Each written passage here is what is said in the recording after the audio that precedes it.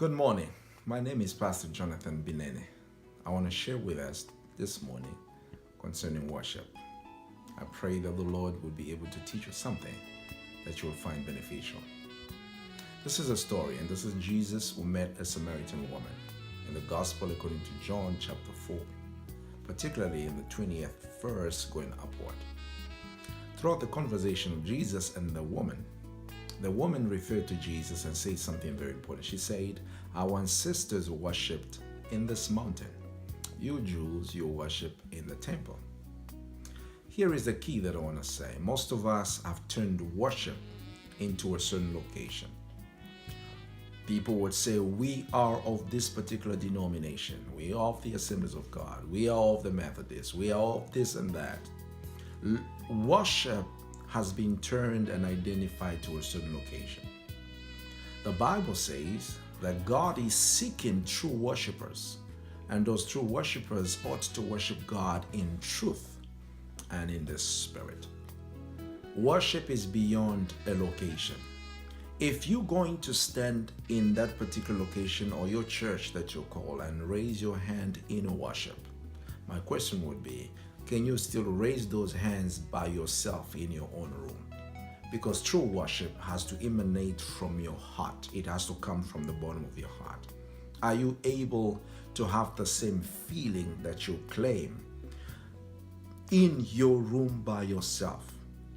If you can have the same feeling, if you can still raise your hand in your own room by yourself, if you can still cry all alone in that room, that is true worship. Because most of us, we get carried away by the feeling and the ambience that we find in those locations. Let me tell you the truth. True worship is very important, and it is at the center of the heart of everybody. And God is seeking such people. The book of Romans chapter number 1, particularly verse 17.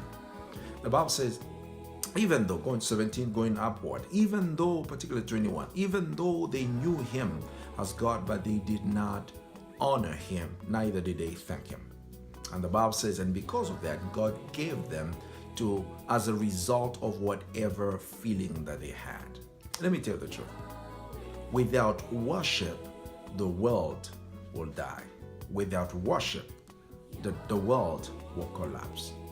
Can I boldly say that the reason of many issues and problems that we have in the world, it is because man has failed to worship God.